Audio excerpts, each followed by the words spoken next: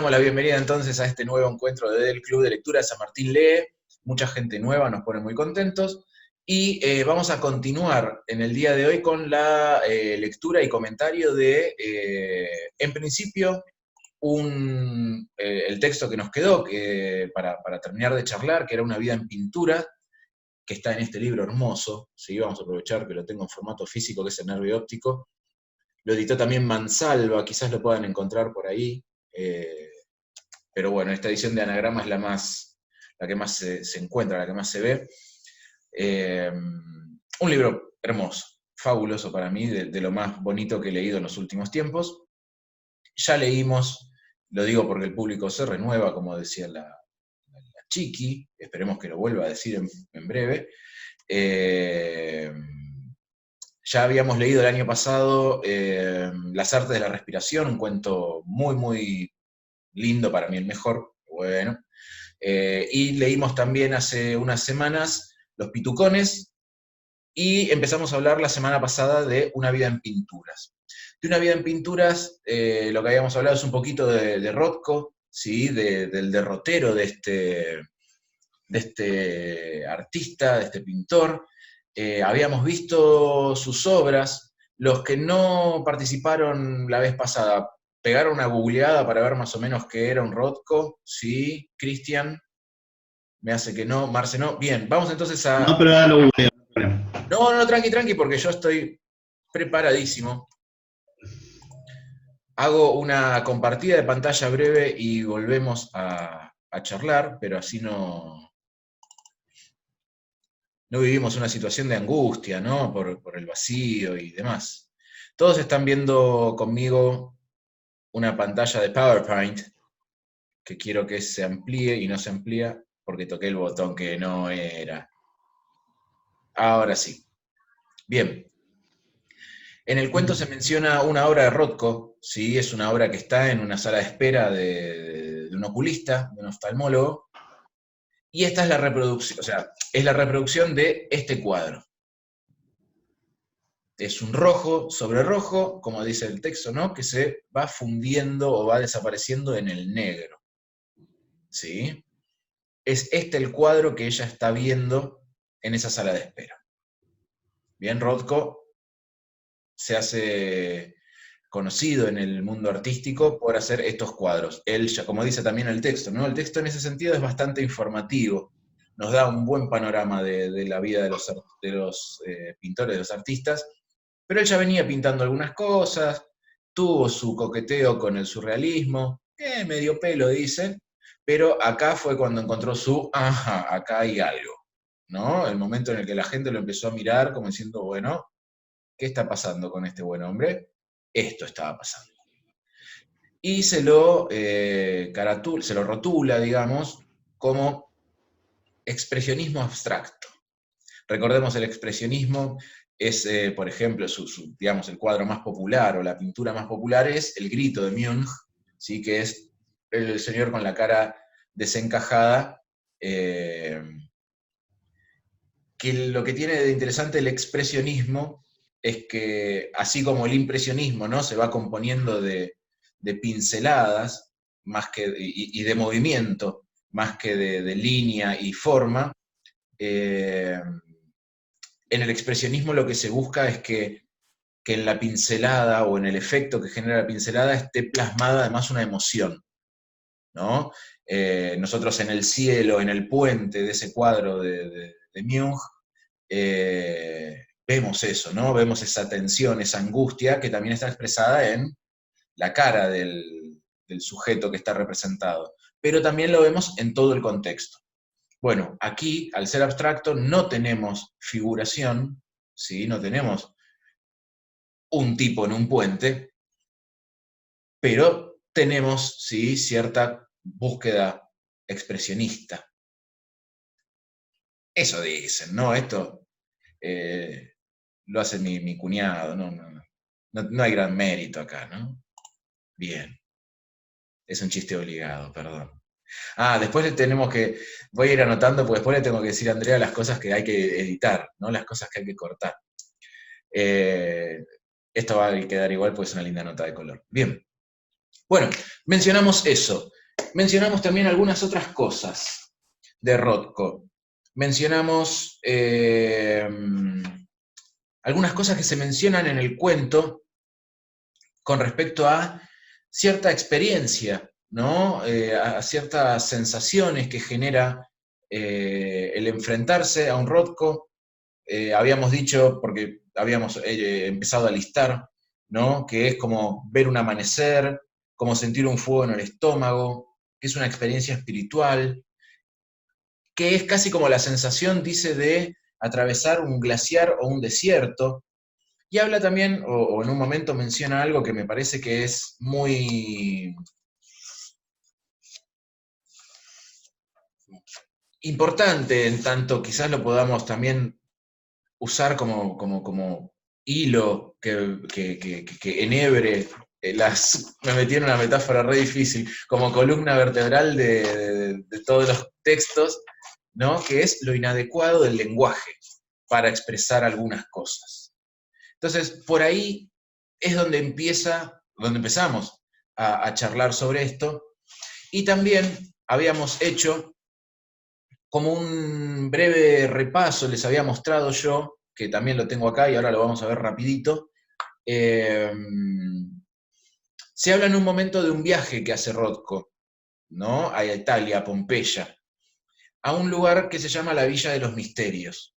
Y la Villa de los Misterios es una casa que estaba en las afueras de Pompeya, que tuvo la suerte de no ser tapada por la erupción, ¿sí? Por la lava, sí por la ceniza, por eso también se conservó tanto. Es una casa que se usaba, no era una casa de verano, hay pistas de eso, ¿no? Formas de vajilla, hay incluso, dice, prensas para aceite de oliva y para vino, que eso no era algo de una casa de veraneo. Pero sobre todo llama la atención de ese lugar las pinturas que hay en el salón principal que se usaba como comedor, porque hay allí unas pinturas que refieren a un culto dionisíaco, ¿no? Dionisio, uno de los dioses de la mitología griega, ¿no? De la cosmovisión griega. Dionisio, un dios algo marginal, ¿sí? Marginal porque era el dios también de los más marginados, ¿no? En la sociedad griega. Era el dios también del vino, después, bueno, deriva o el sincretismo con lo romano lo convierte en Baco, ¿no? Lo toman y lo nombran Baco y ahí aparece lo báquico, las bacanales, todo lo que tiene que ver con cierta exacerbación de la lujuria, bla, bla, bla, bla. Bien, hay entonces en esa Villa de los Misterios pinturas, perdón, en las paredes que representan o que tienen que ver con este rito dionisíaco. Y habíamos mencionado una cosita más, y ya dejo de hablar, les muestro y pasamos a charlar todos juntos, esta idea de que el misterio o lo mistérico, ¿sí? Por ejemplo, este culto dionisíaco, lo mistérico se repite en varios cultos, tiene que ver con la imposibilidad de comunicar verbalmente, ¿no? La experiencia de lo que ese culto a mí me brinda, ¿no? La experiencia de la conexión con esa, no quiero repetir culto, ni quiero repetir experiencia, porque me siento un marketinero del siglo XXI, pero básicamente, ¿sí? Es eso, ¿no? Lo mistérico tiene que ver con experimentar, no solamente con la razón, sino con todo el cuerpo, ¿no? Con lo humano como totalidad, eso, ¿sí? Que se está ahí aprendiendo. Entonces, comparto pantalla una vez más, y es la última. No porque no quiera hacerlo, por favor, es porque no los quiero aburrir. Eh, Esto cuando anda es buenísimo. Ahí va. Esta es una vista de la Villa de los Misterios desde afuera. ¿Sí? Una arquitectura bastante sencilla, digo sencilla para al lado del Partenón, ¿no? Pero está buenísimo. Me encantaría una así en Villa Giardino. Bien, y acá tenemos este salón principal en donde están las pinturas. Fueron restauradas hace poquito, entonces se ven bastante, bastante bien. Lo que se ve es justamente como si fueran los pasos, ¿sí? Que se debe atravesar para ser iniciado en este rito dionisíaco. Una de las teorías de lo que buscan explicar lo que sucede aquí, lo que se ve aquí es, por ejemplo, cómo son los ritos matrimoniales. Por ciertas cuestiones que ahora voy a ir señalando, pero bueno, no se sabe. ¿Sí? Como justamente era mistérico, no había textos sobre cómo se llevaba a cabo el rito, los antropólogos se sientan y conjeturan. Pero bueno, tenemos, sí, claramente, un niño que está leyendo, está siendo aleccionado, ¿sí? Sobre alguna cuestión, la matrona que supervisa, ¿sí? Tenemos como aspectos de lo dionisíaco la comida, el tema del manjar, ¿no? Del banquete, y tenemos, bueno, esta la había dejado a propósito de otro tema, ¿no? Para vincular con otro cuento, pero miren qué bonita. Y acá era lo que ya es una de las más representativas, porque aquí tenemos a Dionisio, ¿sí? Representado, eh, que tenía estas orejitas casi de macho cabrío, ¿no? Y esta máscara teatral. Lo teatral también está relacionado con lo dionisíaco, ¿no? Las fiestas en las que se representaban las tragedias y las comedias eran justamente fiestas en honor a este buen hombre, a este buen Dionisio. Bien, cuerpos femeninos, etc. ¡Ay, spoiler! Bien. Dicho todo esto, es como un breve repasito de lo que hablamos el otro día. Yo ya no hablo más, a mí me pagan por hablar 20 minutos, ahora les toca a ustedes. No, los que estuvieron leyendo en estos días este texto, ¿qué cosas les llamaron? Ah, y hablamos sobre todo, perdón, porque capaz que es una linda puerta también, del final. Mencionamos cosas sobre el final del texto, sobre la enfermedad que atraviesa la pareja de la protagonista, y esta mujer, esta prostituta que anda por allí, por el hospital, ¿no? Que es fanática de Rocco, ¿no? Vieron que lo menciona no como Rothko, sino como Rocco. Bien. ¿Qué les gustó? ¿Qué no les gustó? ¿Qué llamó la atención? ¿Lo volvieron a leer y apareció algo nuevo? ¿Qué? Se dan micrófono y los oigo.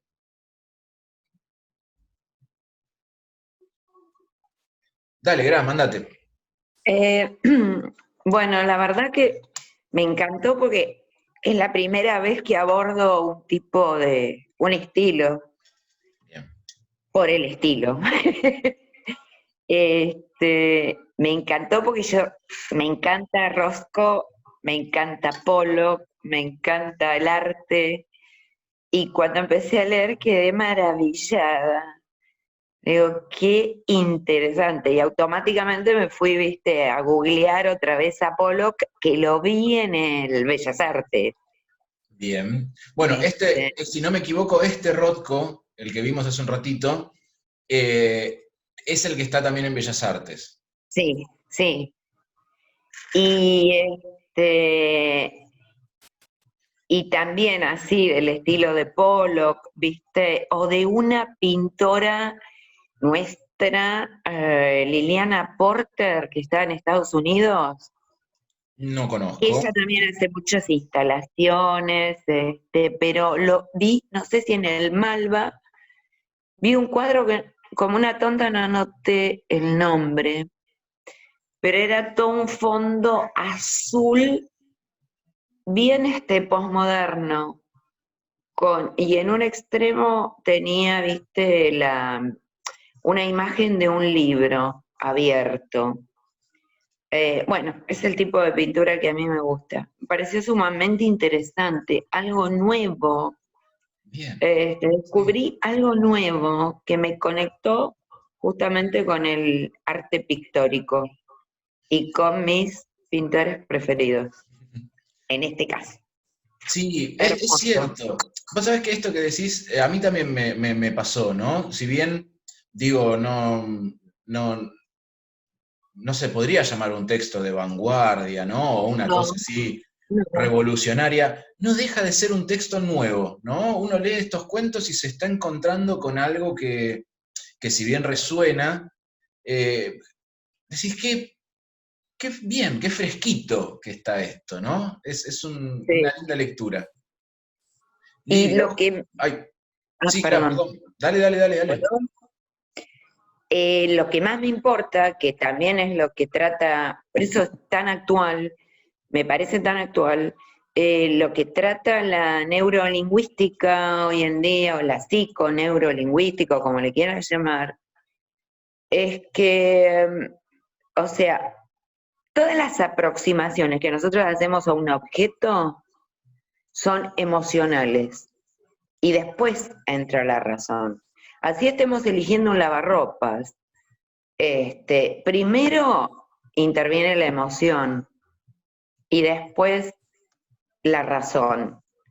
Y tengo una frase que ahora me acordé, mira, creo que es de Jana Arp, pero la tengo escrita por ahí, no sé, que habla sobre el arte. Y primero lo tiene que sentir y después lo puede pensar.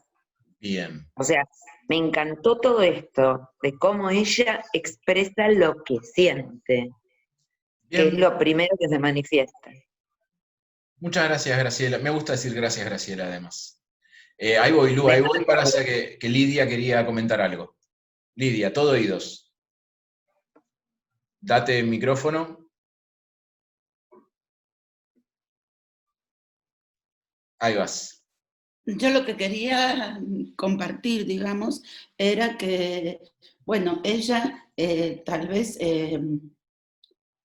lo novedoso, digamos, sea el que comparta o haga tan abiertamente una correspondencia entre las artes, porque ella está permanentemente, por los cuentos que hemos leído, está permanentemente comparando y haciendo paralelos entre la pintura, que es su expertise, y como crítica de arte, digamos, y lo que es la literatura. Eh, para ella, su pata para hacer literatura, creo que es la pintura, digamos, el arte plástico. Y a partir de ahí, ella elabora su parte literaria. No sé si, porque no leí todo el libro, no sé si en el libro, más adelante o antes, hay alguna cosa que el planteo lo haga al revés. O sea, no parta del arte hacia la literatura, sino que parte de la literatura hacia algún otro lugar. Pero evidentemente sí, es lo que decía Graciela, creo. Gracias. En este momento, desde hace más o menos unos 20 años, estamos correlacionando todo lo que tenga que ver con la inteligencia emocional, dejando de lado todo el otro planteo que era algo puramente mental. Y sí, lo que intervienen son las emociones y la obra de arte queda, digamos que terminada en este instante cuando el hombre pone su ojo sobre la obra o sobre la escritura y eso le impacta. Y a partir de ahí ya no es más la obra del pintor o del escritor, sino que la obra se completó con la acción de esa otra mirada, ¿no? Son como las dos miradas. Sí, claro. Digo, eso es algo que plantean todo lo que tiene que ver con las estéticas de la percepción y demás, que Exactamente. es justamente que la obra es una cosa bastante relacional, en el Sí, sentido de que está el objeto allí, que es una obra de arte, que incluso hasta, digo, Duchamp lo ha puesto en cuestión, ¿no? Al poner un urinal, ¿no? Una cosa puesta en un contexto es arte, sacada de ese contexto, ¿por qué deja de serlo? Pero bueno, sí, es cierto que la obra de arte siempre está ahí como transitando en un montón de cuestiones y es también la mirada, como decís vos, lo que hace, al fin y al cabo, al objeto. Lo que vos hiciste relación de esta prostituta que aparece ya cuando el marido está internado en el hospital, súper enfermo, ella, creo que la relación está entre ella y el Roscoe, que el marido tiene como si fuera una estampita que le ayuda a vivir, porque bueno, ¿te acordás lo que yo comenté la otra vez sobre el rojo, el negro, la teoría de los colores y la energía? Pero yo creo que esta mujer también entra en ese juego, porque supongo que ella está enferma, porque cuando desaparece en el oscuro pasillo, ella va hacia la hemodinamia. Con lo cual, supongo, o deja así con puntos suspensivos, que ella va a transfusionarse. O sea, no es que ella esté bien, ella es una internada más. Sí, no sé si... Entiendo lo que decís, entiendo lo que decís. No sé si el cuento me da elementos para pensar precisamente eso, sobre todo porque hay otra cosa ahí dando vueltas, que es de noche, ¿no? Claro, pero es de noche y ella de noche es cuando empieza, de día duerme y de noche, digamos, empieza su vitalidad, digamos así. Ujú. Pero cuando ella la descubre por el pasillo, que también el pasillo es como un agujero negro, creo que ella lo describe así, ella va...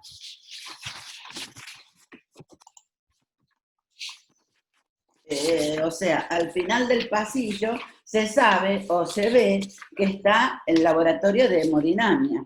Y todos sabemos, los que tenemos historias de hospitales y sanatorios y enfermos, sabemos que se hace en hemodinamia. O sea, no es un lugar de tomar el té, es un No, lugar tan solo para enfermos y que lo que te hacen son transfusiones o te ventilan la sangre, o sea, hacen cosas sobre el problema sanguíneo. Y sí, por yo eso lo, es el rojo, que la mujer también admira en ese rojo pequeñito que él tiene como estampita. ¿Por qué? Porque esa es lo que le da vida. no, no, a ver, Ella yo interpreto como que ella también saca su energía, lo mismo que el marido, su poca energía, mirando ese rojo que aparece en el cuadro de rojo. yo no niego todo eso. Yo lo que digo es, quizás, eso también está trabajado o esté trabajado desde el texto a un nivel más sutil. Porque vieron que en el texto se maneja mucho, sobre todo en este, ¿no? En este cuento hay mucha referencia al color. El rojo y el negro, digamos, como que me permiten a mí hacer toda una conexión, si se quiere. Es lo que va vinculando, ¿sí? A los personajes, es lo que va, digamos, generando también evolución en los personajes, ¿no? Recordemos esta frase que dice en un momento Rothko cuando sale del edificio, se encuentra con el portero, le dice, el problema va a ser cuando el rojo se convierta en negro o vire al negro, o se funda, no recuerdo Claro, cómo. porque Bueno, cuando no vea más el negro. ¿Por qué? Porque ese va a ser el momento de su muerte. pero por eso digo, yo no sé si precisamente, y repito, el texto no me da elementos para pensar que la prostituta esté recibiendo un tratamiento de hemoterapia, de transfusiones, pero por lo pronto sí está vinculada con el mundo de lo rojo y lo negro, desde un montón de lugares. Sí, Digo, desde el vestido, desde la conexión con la estampita, ¿no? Desde con la reproducción que funciona como estampita, desde su nueva admiración por Rocco, y por esto, ¿no? Por el ir hacia hemodinamia es ir hacia lo rojo y también ir hacia lo negro, ¿no? Se va fundiendo en ese pasillo, quizás en sombras. claro, porque para mí ella va atravesando la parte negra, como superando la muerte hasta que llega a la parte de la hemodinamia, donde es que obtiene de nuevo un poco de vida y sigue Sí. otro poco. Porque ella también, digo, y con esto perdón, pero son cosas que me van apareciendo a mí también. Ella es una habitante del hospital, Claro, no ella, es una paciente.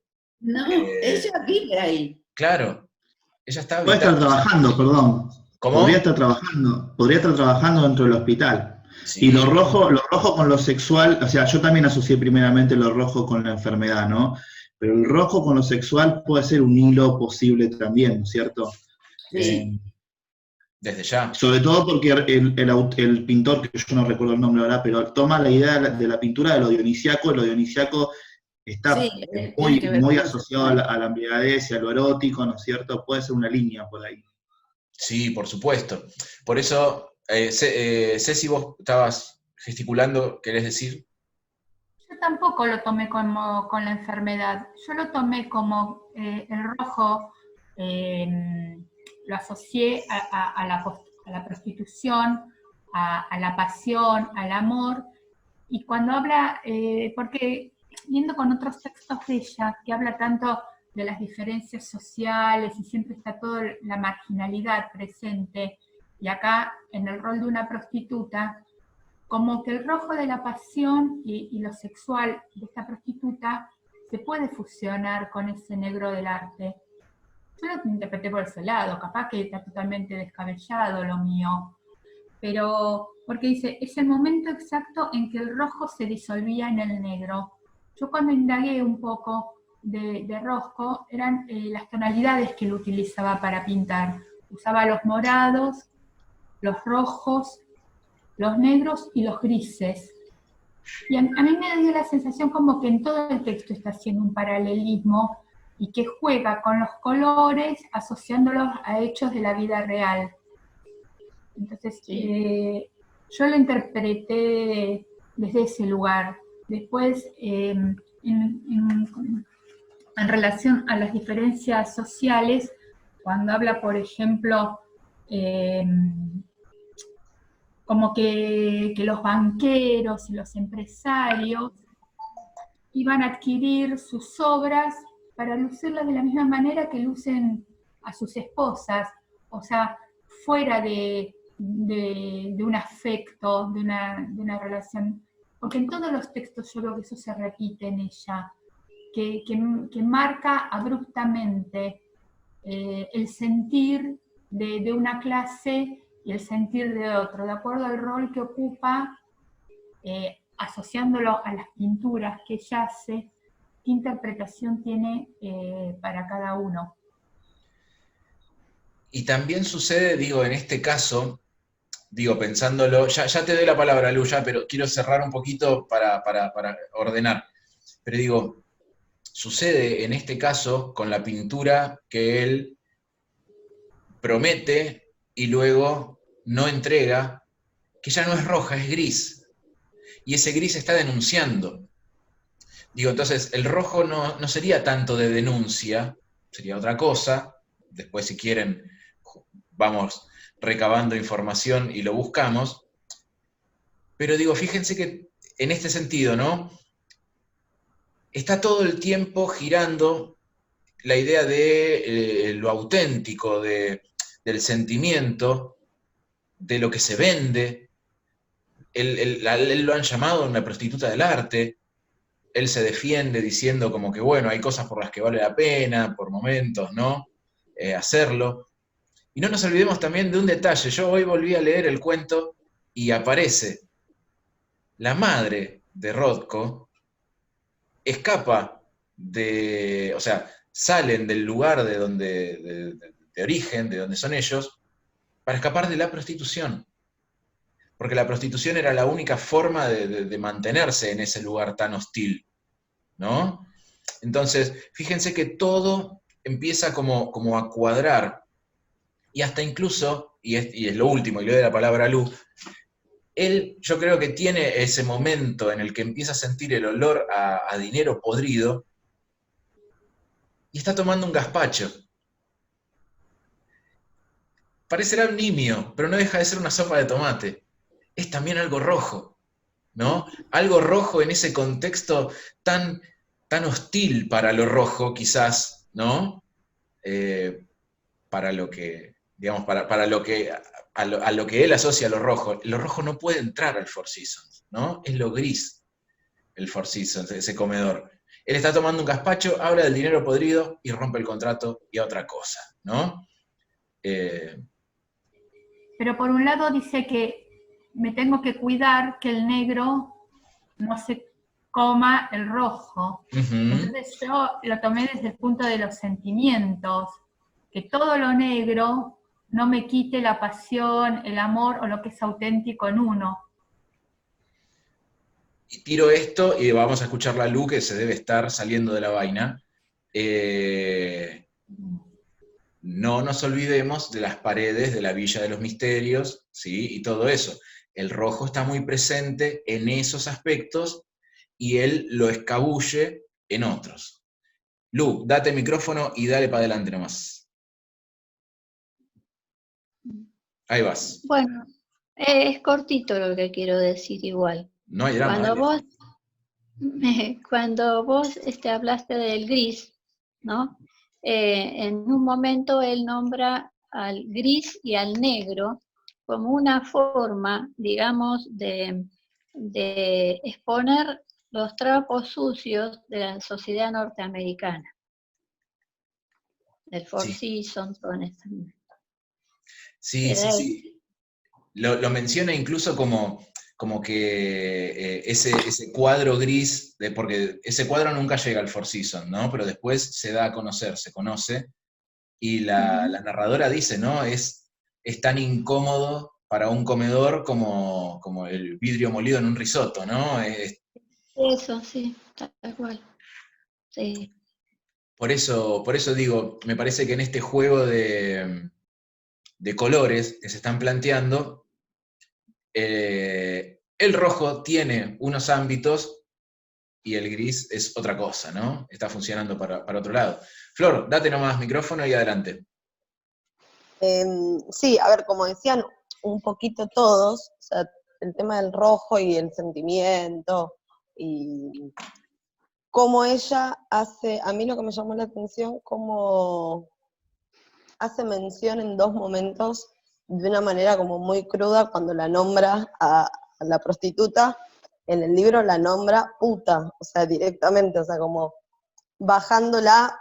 Acá todo el mundo que la nombró como prostituta, o sea, parece que no, pero es como que le da otra entidad.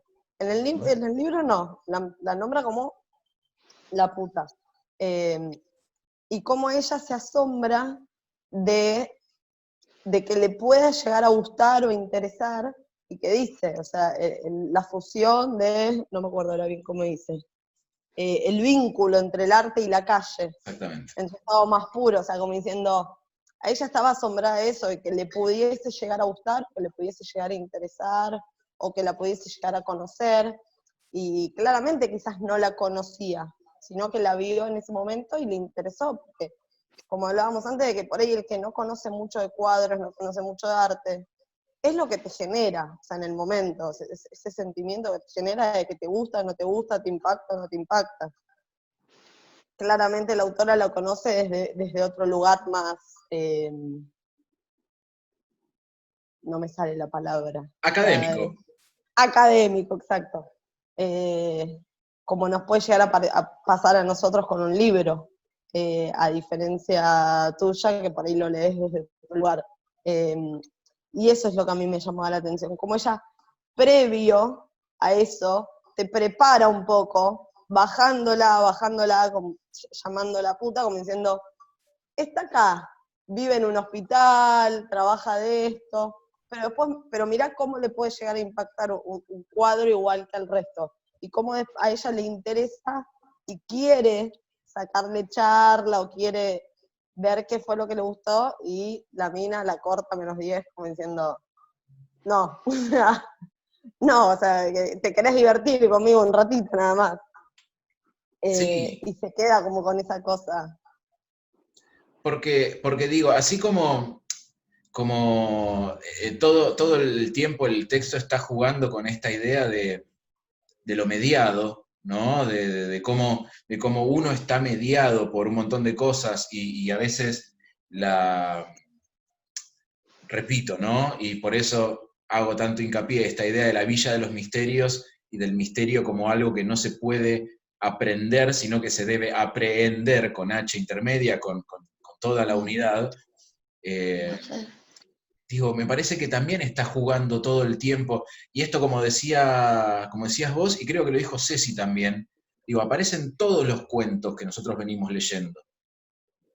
Esta idea de que lo académico, si bien me permite, o el estudio, o lo crítico, me permite a mí tener un conocimiento más cabal, más profundo, más acabado, siempre hay una preponderancia o está un escalón por encima esa primera impresión que decía Lidia, ¿no?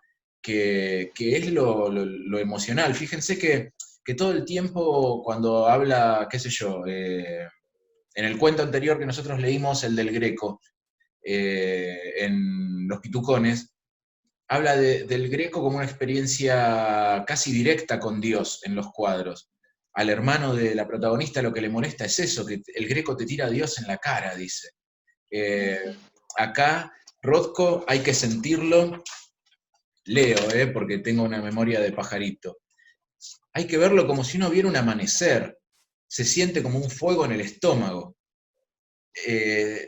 Digo, son comparaciones incluso, fíjense que hay cero lenguaje académico acá. Porque de nuevo, me parece que, como dice Flor, y como también decía Lidia, es la experiencia, ¿no? Es el contacto lo que vale. Sí, y en el próximo que vamos a charlar está incluso más, e incluso que nos abarca a todos, porque quién no se queda, o sea, como más palpable para todos. Sí, y hasta incluso siento que por momentos la narradora es como que dice, qué mal manejar tanta data, ¿no? Cómo me gustaría encontrarme por primera vez con el nervio óptico limpio, ¿no? Sin tanto andamiaje teórico dando vueltas por ahí para sentir por primera vez de nuevo eso que está sintiendo, por ejemplo, esta prostituta con Rocco. Digo, ella no, sin conocer quizás nada de todo el marco, se topa con eso. Bueno, ¿qué es toparse con ese puro rojo de una? ¿Qué será? Bueno, veremos. Lu, vos habías levantado la mano. Sí, sí. ¿Se escucha?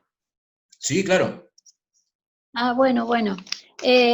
No, lo que pasa es que te acordás que antes que Cote habló Lidia, pero justo era lo que iba a decir yo, ¿no? Que me encanta, sí, me encanta esta autora, María Gaines, el estilo de textos, esto de combinar tanto la literatura con la plástica, la pintura, me gusta mucho y realmente de los 3 textos, Los Pitucones, Una vida en pinturas y Refusilos en el agua, que yo los leía los 3, el que más me gustó a mí particularmente fue Los Pitucones, a mí, Sí. ¿no? Bueno, eso quería decir, porque me pareció que era el más completo, el más, qué sé yo, hablaba tantas cosas que me gustó muchísimo.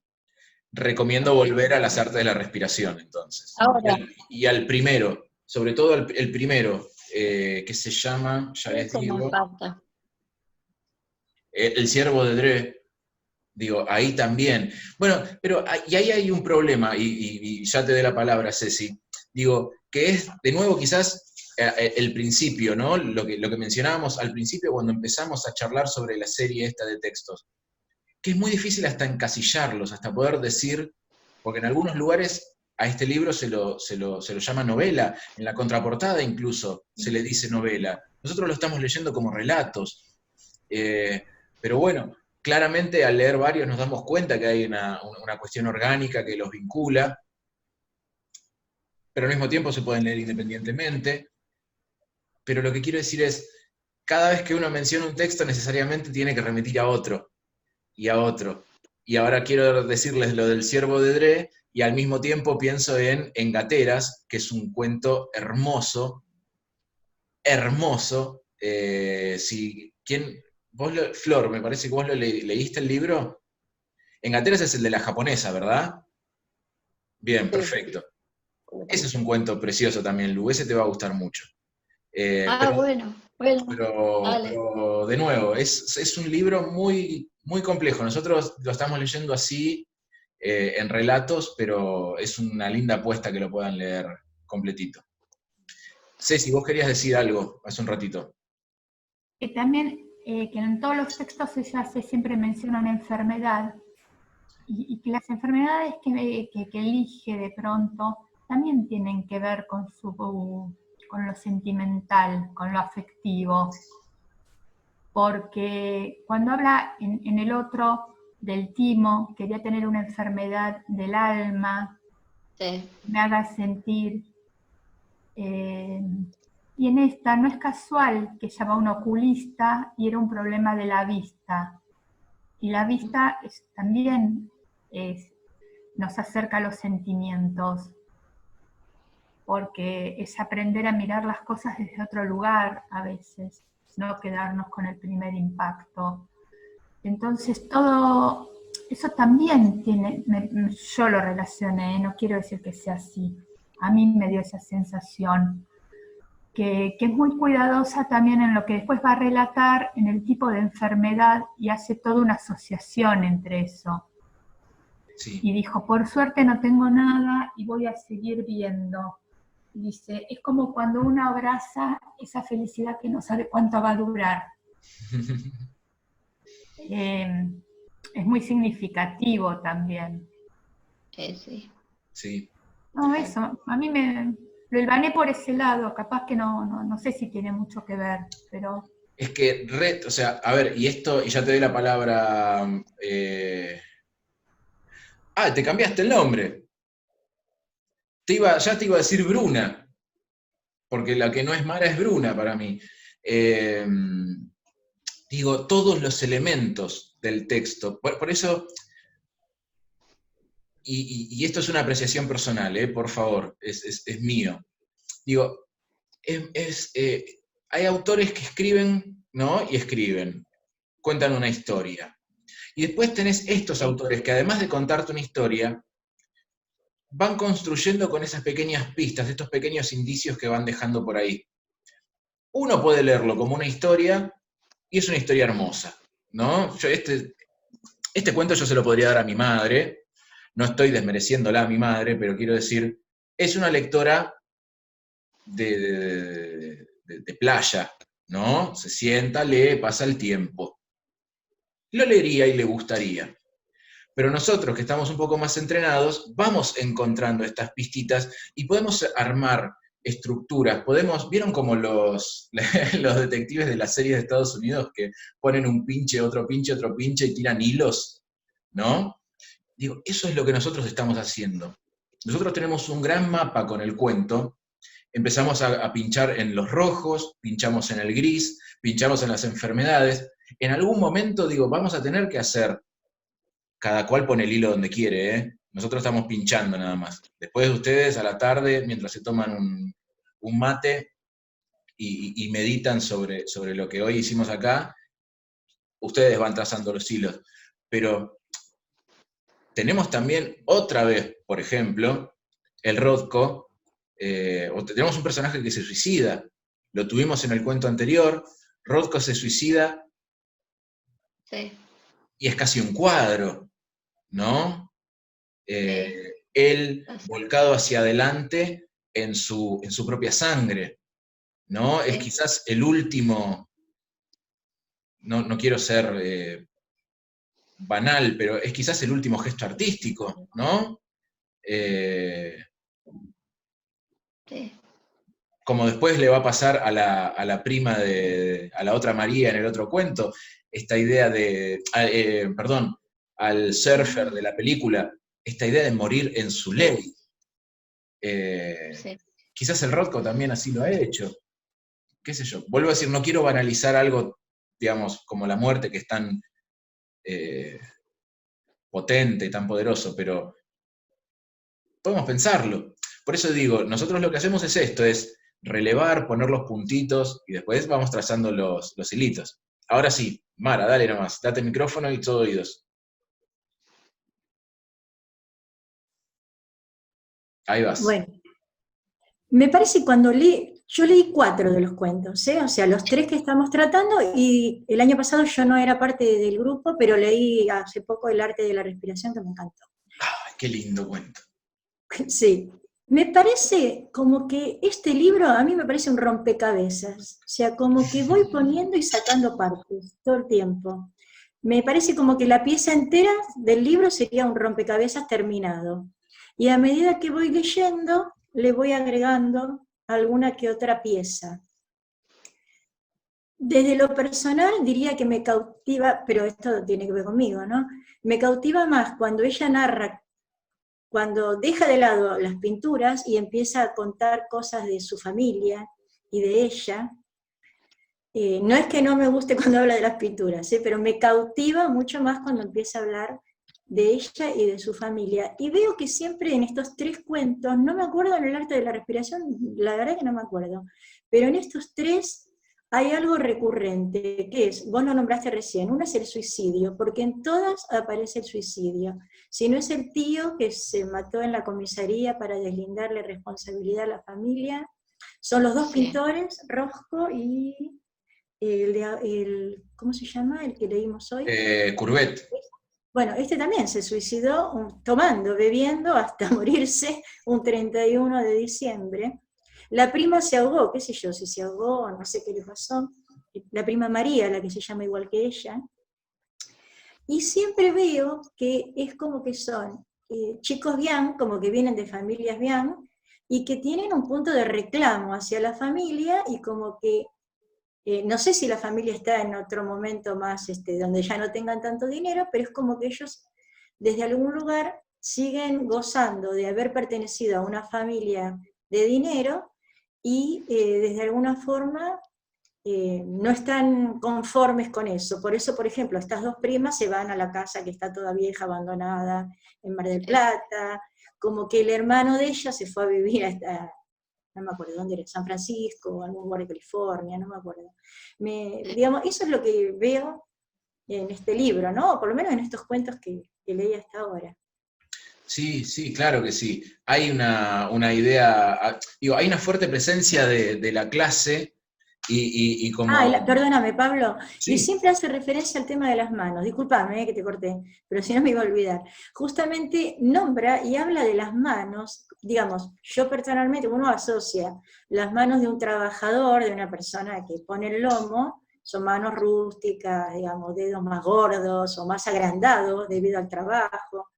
Y ella siempre relaciona que tienen unas manos finitas. En este habla, no en el de Rosco, en el que leímos para hoy, justamente habla de las manos, otra vez vuelve a mencionar las manos, y siempre da como marca de clase, digamos, que tienen dedos finitos y largos, de gente que no ha puesto el lomo para laburar. Claro, manos de araña, dice incluso, ¿no? Manos de araña. Digo, el hecho de que sea de araña también nos pone en esa comparación que es un animal más, iba a decir un insecto, ¿no? Vuelvo al polimodal. Digo, que es más calculador, ¿no? Claro, que va hilando más finito. Sí, digo, todo está marcado por esta cosa de clase. Bueno, vamos introduciendo un poquito el otro texto, ¿no? Despacito vamos entrando, ustedes, el público lo pide, y yo me debo a mi público. Pero esas marcas de clase aparecen todo el tiempo. Y me parece que en este segundo cuento que vamos a trabajar hoy, o que vamos a charlar hoy, aparece esta marca de clase sobre todo en la casa, ¿no? La casa de Mar del Plata, la que heredaron. Y se están peleando justamente, se están peleando por la casa. Claro, digo, es esta cosa casi de un linaje que es muy conflictivo. La casa no deja de ser nunca símbolo ¿no? De la familia, del linaje, de clan, si se quiere, y acá tenemos una casa que está destruida, una casa que está incluso hasta en conflicto, ¿no? Yo leía el cuento y para mí es inevitable pensar, siempre que hay una casa, pensar, por supuesto, en Casa Tomada, y un poquito más allá, pensar en la casa de Asher, ¿no? De Edgar Allan Poe. Si no recuerdan la casa de Asher, vayan a leer, es un cuento increíble, increíble. Pero en la casa de Asher tenemos una casa que alberga a 2 hermanos, es una relación incestuosa entre 2 hermanos, y la casa colapsa sobre sí misma hacia el final del cuento, como colapsa también el linaje, porque entre ellos 2 nada, digamos, no hay posibilidades Se termina la familia ahí, de progenie. ¿no? Termina la todo. familia. Sí. Digo, pasan un montón más de cosas en la casa de Asher, por supuesto, no es esto, ¿no? No es esto. Pero quiero decir, pensarlo desde ese lugar es interesante porque esto incluso tiene un nombre, esto se llama arquitectura. El otro día vi, en los primeros días de cuarentena, cuando todavía uno andaba con algo de entusiasmo, una charla justamente entre María Gainza y Mariana Enríquez, y hablaban de un cuento de Shirley Jackson, que hay una casa que de afuera parece una cosa, pero por dentro es completamente diferente. Y tiene un nombre, es arquitectura fantástica, si no me equivoco, ese recurso. Sí, y perdón, Sí. Mariana Enríquez tiene muchos cuentos y la última novela de ella está centrada en casas que cuando vos nombraste la casa de recién del Refugio sobre el agua, a mí automáticamente me retrotrajo a esa casa, ese tipo de casas como que por dentro cambian de forma o que son muy oscuras, y la casa de Refugio sobre el agua tiene esa cosa oscura por dentro. El personaje, no me acuerdo, María se llama la chica, la sobrina de... Las 2 se llaman María. Las 2 se llaman María. Bueno, y de vuelta como un poco el anclaje con lo religioso, ¿no? Y esa casa es como muy oscura, igual que las de Mariana Enríquez en los cuentos o en la novela de ella, ¿no? Bien, bien. Sí, claro. Excelente. Ay, qué bien, cómo me gusta. Sí, ese es así. Y para mí, digo, pensándolo, hilvanando con el texto anterior, digo, la clase siempre aparece de alguna forma corrompida o por lo pronto un tanto desenmascarada por la autora, ¿no? por la narradora, y siempre está señalada como el resquebrajamiento de la clase, y casi como si también esa clase reclamara, ¿no? Volver a ese lugar del que el tiempo la está sacando.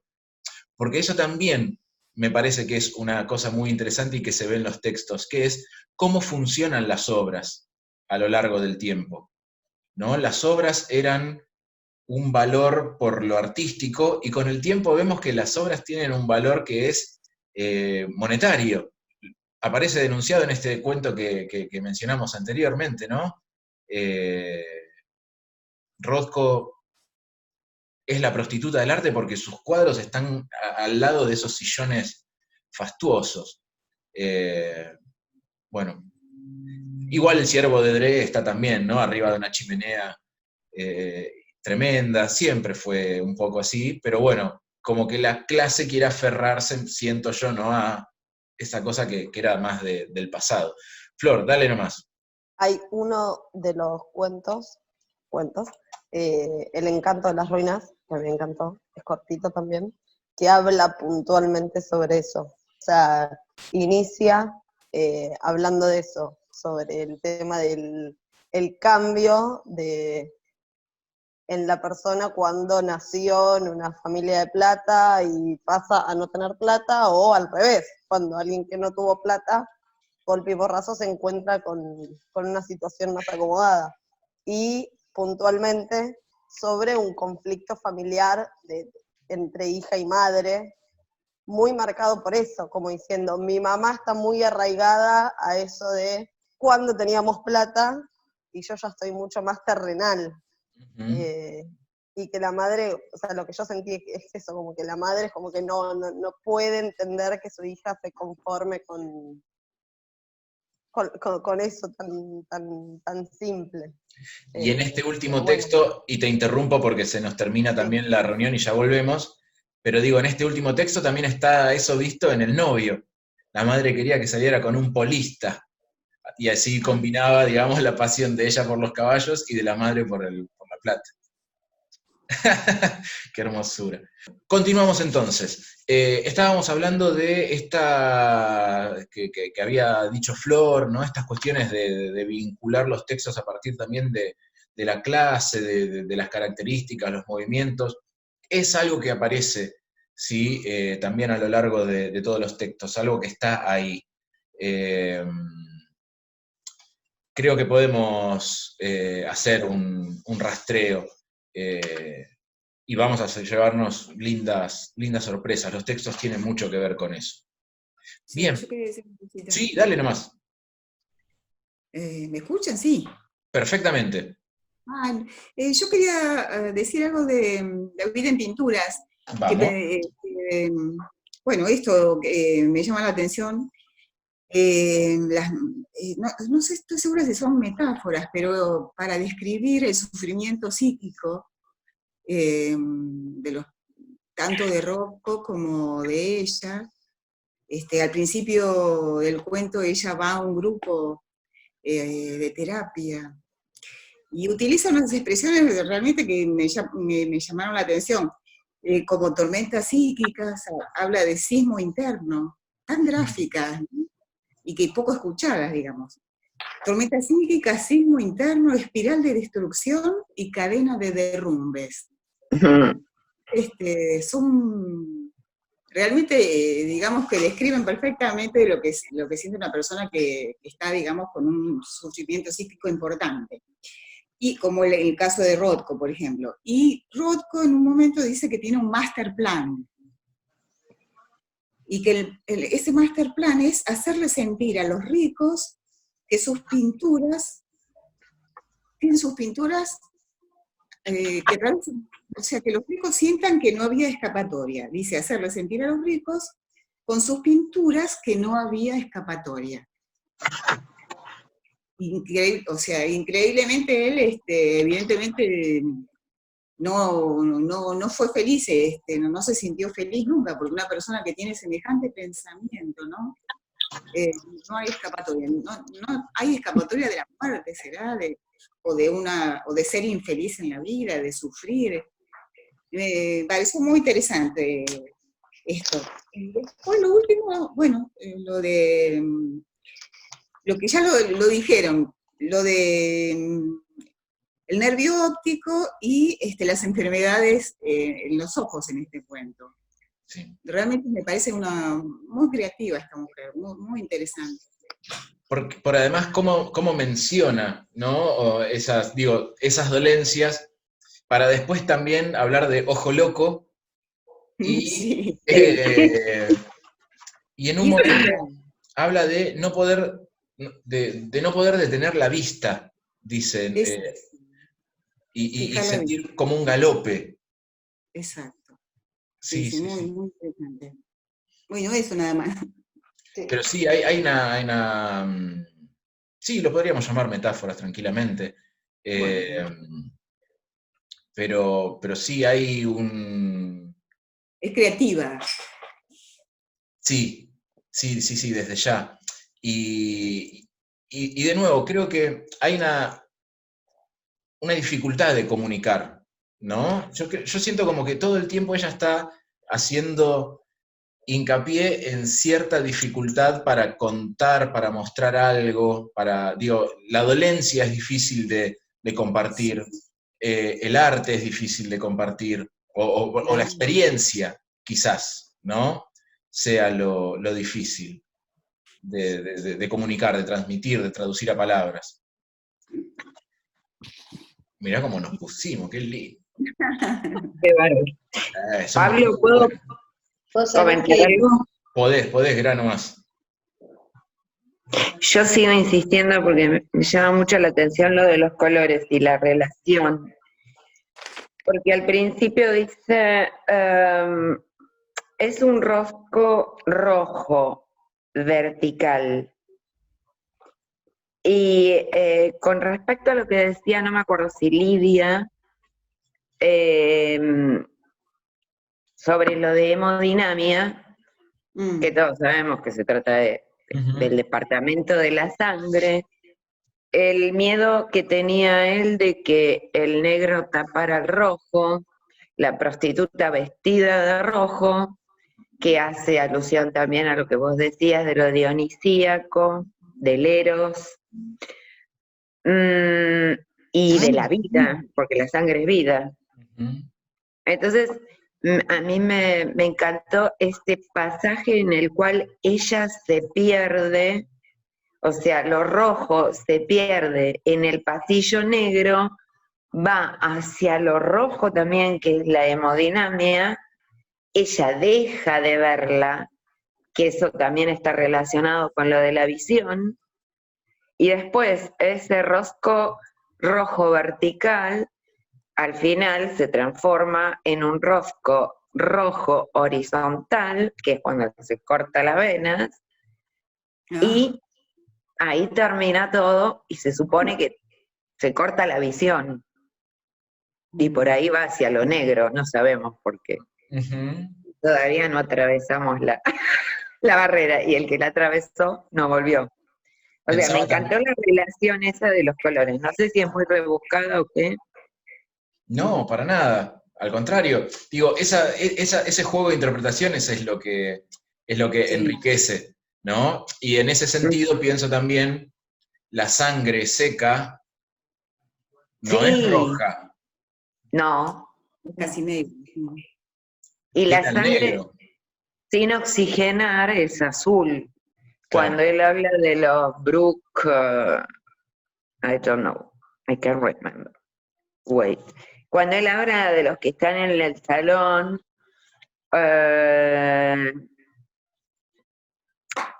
espérate que no lo encuentro, los Brooks Brothers. Y ahí me parece que hace una referencia al azul también, ¿no?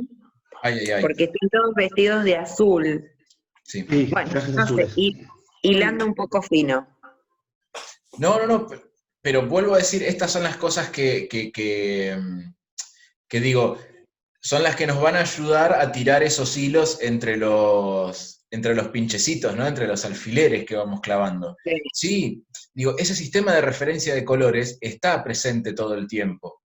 Y si lo queremos pensar también, digo, la prostituta combina, o es lo rojo yendo hacia lo negro, está la combinación. Claro. Esto que decías vos, la convivencia entre esas dos cosas que no deberían juntarse, qué sé yo, digo, después ahí podemos nosotros jugar con las conclusiones que saquemos. Pero... Y por algo lo termina, perdón, con su vestido fue lo último que vi, el momento exacto en el que el rojo se disolvía en el negro. Que es lo que no quería Rothko, ¿no? Que es era el límite para Rothko, si se quiere. Sí. Era el non plus ultra. El negro se comiera el rojo. Sí, bien. Ay, qué lindo, me encanta. Gracias, Gra, bienvenida. Bien. ¿Estuvieron chusmeando los cuadros de los franceses que mencionan en el otro cuento? ¿Sí? ¿Algunos no? Yo había visto algo de Courbet. Momento. Norma, ¿cómo? Sí, vos sabés que yo es la primera vez que tomo contacto con esta escritora. Y me costó mucho estos cuentos, porque yo no entiendo nada de pintura. Entonces empecé primero por leer la biografía de ella. Y ahí entonces fui entendiendo un poco más, por la razón en que escribe. Y después miré a los pintores. Entonces, como yo te hablo desde la emoción, porque no tengo ninguna didáctica de la pintura, el cuadro, por ejemplo, de Rothko, a mí realmente no me dijo nada. La emoción a mí no me dijo nada. Me gustó mucho más Courbet. Y entonces, a partir de leer y de mirar los cuadros, tuve otra mirada sobre los cuentos, sobre la lectura, pero bueno, voy a tener que agudizar más el ojo crítico, como están haciendo ustedes, y tratar de ver no simplemente lo que está escrito, sino lo que hay detrás de las palabras.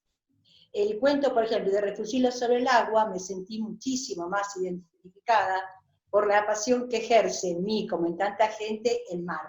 Bien. ¿No? Ese poder irresistible que te da mirar el mar. Entonces en me sentí mucho más identificada. Y vos recién decías si nos asociábamos a alguna película o algo, y una película hermosa sobre el mar, que yo nunca me la olvido y que cuando puedo la vuelvo a ver, es La tormenta perfecta. No sé si alguno la vio. Es una película maravillosa sobre el mar. Es una de las mejores que vi. Y bueno, y este relato realmente me gustó mucho. Bien. Vamos entonces con Refusilos. Hay una cosa interesante que decís ahí, que es la identificación, ¿no? La literatura muchas veces funciona por identificación. Dolina siempre cita a alguien, no recuerdo quién, que dice que uno cuando lee no se pone contento de encontrar algo nuevo, sino de encontrar en el texto algo que uno ya pensó o que uno lleva consigo, pero pero dicho desde una majestad, ¿no? El encontrarse reflejado en esa autoridad que es el libro, si se quiere. Y sí, yo creo que funciona así. Y con respecto al arte, que decías vos, Norma, recién, también creo yo que, y volviendo, ¿no? Un poquito a Rothko y demás, es lo que a uno si se quiere, lo interpela, ¿no? Y quizás Rothko no nos interpela de entrada, pero en la frecuentación creo yo que uno también va encontrando la vibración de esas cosas más abstractas que quizás de entrada no nos convocan tanto. Lo mencionaba Pollock, Graciela, hoy en la reunión anterior, y digo, Pollock es un tipo que vos ves un cuadro, están los cuadros, hay uno en Bellas Artes, creo que es Estrella Fugaz número 5, tiene esos nombres encima hermosos, y no quedás impasible frente a eso, ¿no? Entonces creo yo que hay que, como decís vos, ir hablando, más que ir agudizando la crítica, quizás ir ablandando. Perdón, tenés un mail. Un chat. Perdón. Igual ahí. El repetir el nombre de la película, La tormenta perfecta. La tormenta perfecta. Ir aflojando, ¿no? esa cosa y dejarse sensibilizar. Después metemos andamiaje teórico, no pasa nada. Pero sí, frecuentar, ir.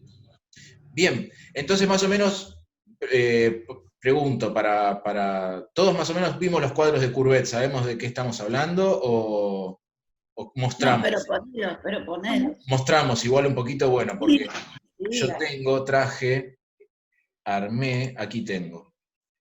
Bien, se menciona a Courbet porque, bueno, es nuestro personaje. Vieron que también esto es algo que ella hace en los textos, que es utilizar un artista para vertebrar, o varios artistas, para vertebrar el relato y compararlo. Esto que decía, creo que fue Graciela, ¿no? No, Graciela no. Alguien, bueno, no recuerdo ahora quién había dicho que... Lucía, que en los cuentos aparece esto, la pintura, ella en tanto crítica de arte, la literatura, ella en tanto ejecutora, ¿no? La literatura como su praxis, y la vida como tema. Y esos tres se van combinando. Nosotros en este cuento tenemos a Courbet. Esta es la marina, el mar borrascoso, ¿no? Así se llama en castellano. En francés es orageuse, que orageuse, más que borrascoso, porque digo, la borrasca es el efecto, ¿no? del mar tormentoso. Orage es tormenta, ¿no? Está la canción de Brassens, La Tormenta, la del tipo que vende pararrayos. Si no la conocen, la googlean. Después Georges Brassens, La Tormenta. Pero digo, pensarlo también en tormentoso nos puede servir para pensar también un poco lo que va a venir después, ¿no? Más que en borrasca. Me parece que no estoy diciendo que es una mala traducción, por favor, al contrario, estoy diciendo que orage tiene también el sentido de tormenta. Bien, entonces esta es la marina que está aquí en Bellas Artes, ¿sí? Que es este cuadro que también se andaba mencionando tanto en el momento en el que lo estaba pintando. Guy de Maupassant andaba ahí diciendo que iba a ser un cuadro que les iba a volar la peluca a todos, menos a los críticos, ¿no? Esto es lo que andaba pintando el ñato. Y también pintaba, porque dice que de esto él un poquito pasa después a fundar lo que se va a conocer como escuela realista, vas a pintar este tipo de cuadros, ¿no? Cuadros con escenas justamente realistas. Recordemos, el realismo no solamente busca reflejar, ¿sí?, la realidad como vamos a ser anacrónicos, ¿no?, como si fuera una fotografía, sino que además busca mostrar un aspecto de la realidad.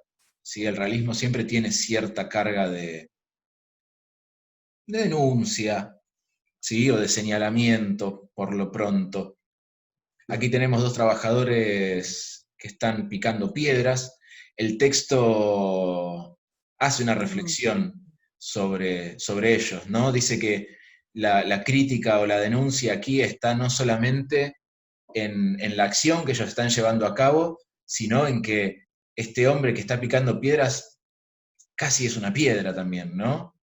Está tratado de la misma manera, en las manos, en la sombra del sombrero, en fin, realismo.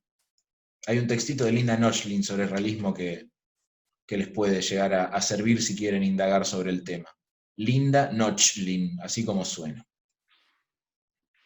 Yo calculo que si en Google ponen realismo Linda Nochlin, aparece. Y también tiene este cuadro, por ejemplo, que es otro que también están ahí mencionando, ¿no? Esto de las chicas que están tamizando, creo que esto es trigo, y habla en un momento de los cuerpos, ¿no? Cómo están representados, cómo están ahí laxos. Pero bueno, este es Courbet. Dopo menciona a Boudon, porque yo no estudié francés para no andar pronunciando bien, ¿sí? Eugène Boudon, que es este buen hombre del que Courbet toma, dice, aspectos para pintar sus mares. El problema es que Boudon le pifia y pinta cielos, ¿no? Su tema es el cielo y no el mar. Y aquí tenemos, ¿no? Acá está en el cielo. Claro, acá el movimiento, o si bien el mar está bien también con esta cosa casi impresionista, pero digo, como que el ojo me lleva hacia arriba, ¿no? Me lleva hacia el cielo. Es el cielo lo que me está convocando. Acá tenemos otro cielo, otra escena también acuática. Y después también... Pasa que encima el mar en calma refleja también el cielo, entonces a la larga sigue siendo todo cielo. Exactamente. Bueno, creo que un poco también tiene que ver con eso, perdón, y vuelvo. Pero estos mares, digamos, no tienen el vigor, porque también menciona en un momento, ¿no?, esta idea de la transmisión del sentimiento, ¿no?, de la interioridad, de la subjetividad del pintor contra este, ¿no?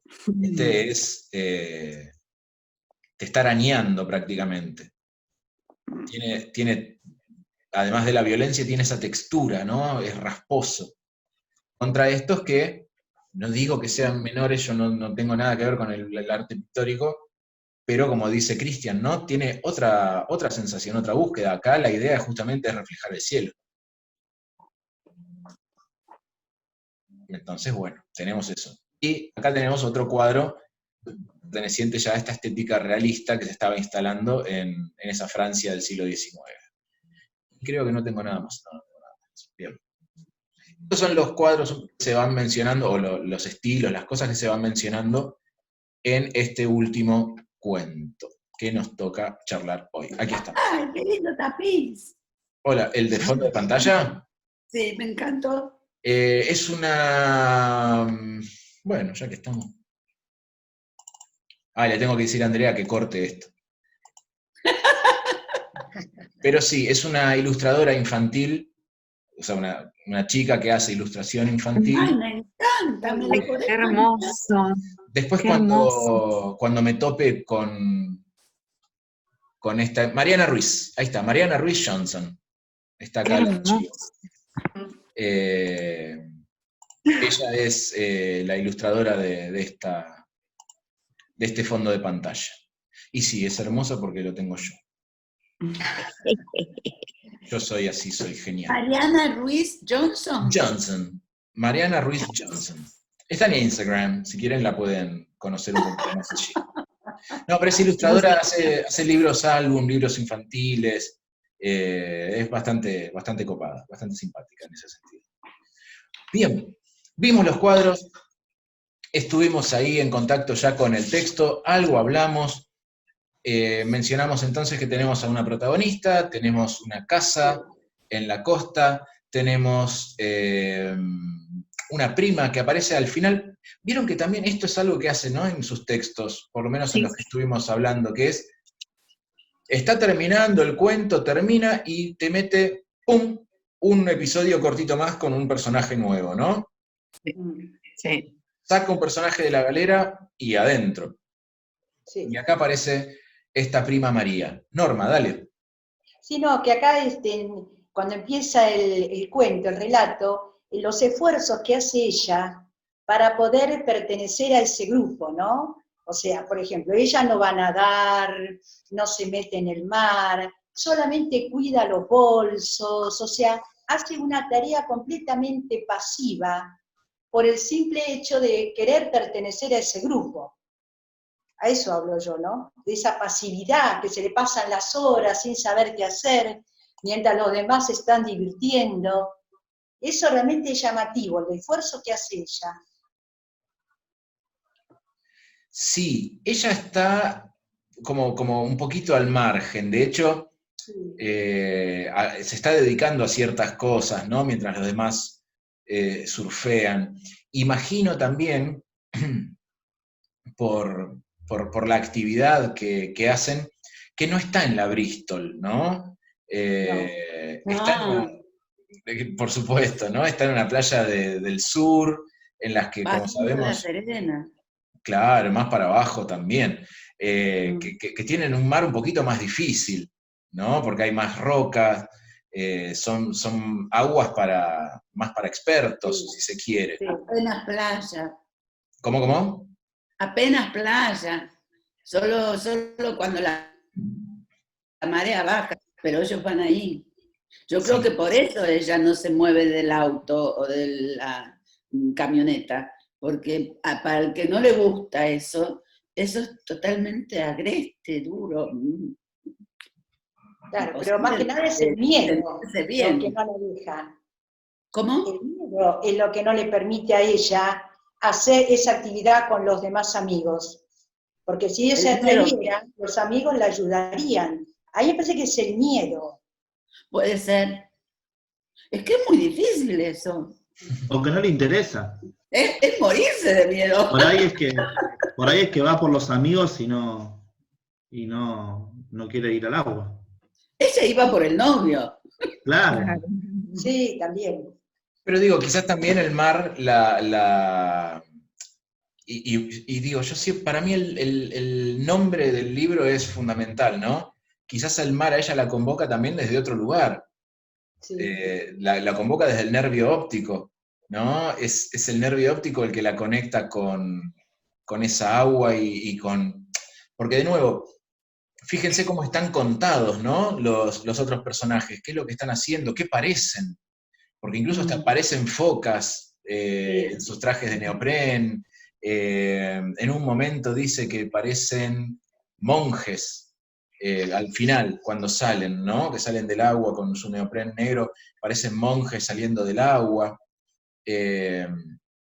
Digo, desde ese lugar quizás también ella conecta escuchando los Doors, ese cassette ahí constantemente, leyendo el libro, que no recuerdo ahora cómo se llama, pero que es un libro sobre extraterrestres. Ganímedes, es un libro que se leía allá lejos de hace sobre tiempo. Ese libro que es sobre contacto con otros planetas, digamos. Sí, con Creo que es el primero que salió sobre ese tipo de temas. Entonces es de una época determinada, ¿viste? Es de como de hace 40 años en este momento. Claro. Como 2.000 pesos cuesta el librito este. Hoy no es me digas. Luca, mira. ¡Ay, lo regalé! No hay Lo que doné. desprenderse. No hay que desprenderse, hay que aferrarse a las cosas, gente. No puedo. Porque después los discos se vuelven a usar, ¿vieron? Que No puedo traer en una mudanza de Mendoza a Buenos Aires más de como 500 y pico de libros. Doné 450 y me traje 100. Y bueno, allá Mendoza estuvo, digo, pensando en este tipo de cosas, ¿no? En Mendoza estaba Silo, ¿no? También. Sí. Qué cosa. Bueno, bien. Volviendo, y porque nos quedan 9 minutos, 8 segundos de reunión, digo, para pensar en este sentido, en cómo ella es convocada por el mar, desde una cuestión, si se quiere, más visual, pero al mismo tiempo también más personal, como decís vos, ¿sí? No sé si es que el agua, como decís en el comentario acá en el chat, si es que la pone nerviosa, o si simplemente ella tiene otro... No, perdón, Pablo, ¿puedo Sí, decir dale. algo? No, porque yo que tuve casa en Mar del Plata, mi abuelo tuvo casa en Mar del Plata, yo fui a veranear desde los 10 meses ahí, y llegó un cierto punto que me aburrió el mar, que no quería ni meterme, y también pudo haber pasado eso a la chica, que al tener casa en Mar del Plata, la familia de ella, llega un punto que te pudrís y que no querés saber más nada del mar. Te lo digo por cosa personal mía, ¿no? No Sí, sé, claro. qué sé yo, es lo que me pasaba a mí. Pasa, claro que sí. Pero por eso digo, capaz que a ella la convoca no desde el deporte, ¿no? Desde una cosa del vigor. Como diría que va por el novio. Están tus amigos, está el novio. Claro, pero no deja de mirar el mar, ¿no? Pero no deja de mirarlo al mar. No deja de mirarlo al mar, pero es como que, claro, le hace la segunda al novio y aunque le aburre y ya no quiera saber más nada. Sí y no. Y se siente convocada. Pero en el libro dice, yo moría por seguirlos, pero no me animaba. O sea, lo dice. Y creo que también ahí es cuando ella hace el paralelismo con su prima, de que ella la ve como que todo lo que se anima la prima a hacer, y ella quizás no. O sea, es la soltura que tiene la prima para decir, no me importa mi familia, no me voy. Claro, porque la prima en una parte del texto va y se mete al mar, ¿no? O algo así. Sí. Sí.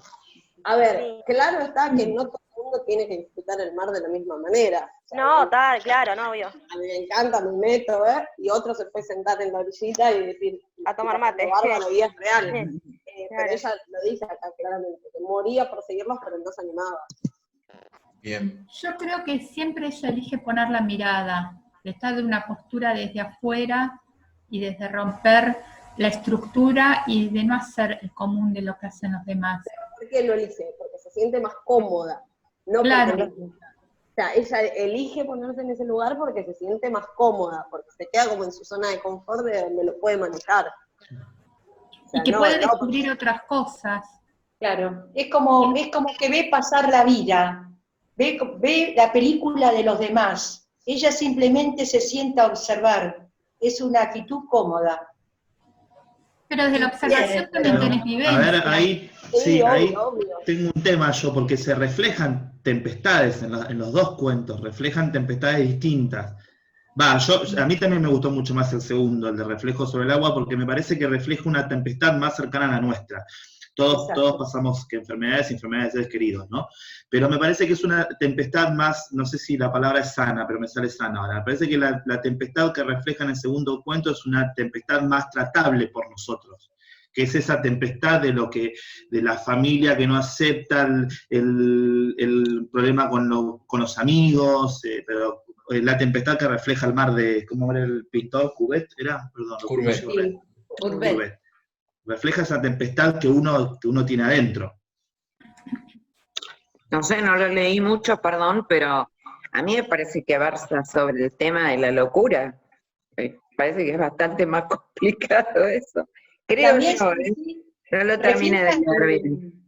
refleja la rebeldía, refleja No, toda Paola, la no te rebeldía vamos a que ella dejar hablar. siente. Bien, Que refleja toda la rebeldía que ella siente hacia su rango social, hacia su madre, hacia el miedo que ella siente por el mar, esas cosas que no puede vencer. Y lo que no hay que comprar, porque ella dice, es un único molde donde todos deberíamos calzar. Y ella se revela con calzar en ese molde. Claro. Y se permite tomar otro lugar. Y ahí tiene que ver con lo que decía Graciela en el otro cuento, cuando dice que su cuerpo habla, que su cuerpo alcanza conclusiones antes que la mente, ¿no? Que ella se permite percibir y sentir desde otro lugar, que primero siente, y que porque ella no esté metida en el mar, tal vez no es que no tenga las mismas vivencias que los otros. Lo que pasa es que ella quizás quiere pertenecer, pertenece con el cuerpo, pero su cabeza, sus ideas están más allá. Es difícil venir de un lugar y querer pertenecer a otro. Hace falta mucho de uno, de sacar de uno mismo para poder lograrlo. Por eso ella habla de encajar en ese lugar como las botas alemanas, porque no es fácil encajar. Lo que creo que sucede es que yo lo interpreto como outsider en este momento, ¿no? Es que hay que tener en cuenta el momento de vida que ella comenta. Ella está en la adolescencia. La adolescencia es rebeldía. Rebeldía pura. Después pienso, pero ahora no. Todo lo que me mostrás no lo quiero, yo quiero otra cosa. Y nada de lo que vos me digas va a estar bien. por eso Solo creo lo que yo quiero. Por eso lo de las botas y por eso otro millón de cosas. O sea, creo que a partir de ahí tenemos que empezar a mirar de la edad que ella pone, que es la adolescencia. Y por eso me parece también que hay tanta conexión, si se quiere, con esta prima que aparece al final. Claro, porque Que- la prima es un poquito mayor, no tanto. 5 años un más poquito grande, mayor. sí. 5 Pero que años. también viene a desequilibrar el sistema, ¿no? Y es la que, digamos, es la porque hay algo que digo, como hasta como figura retórica me parece muy interesante cómo está planteado.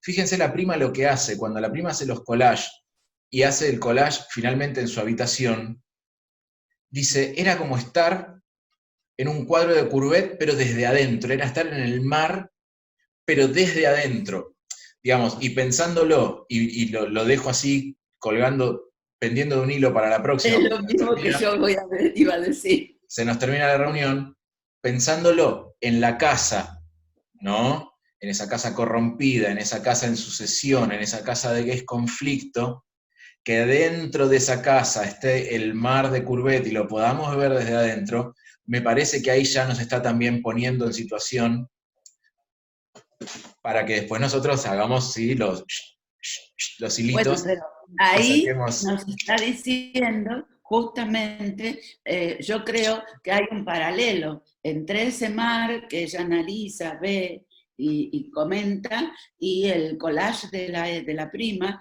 que hace todo en su habitación, y la prima termina suicidándose ahogada.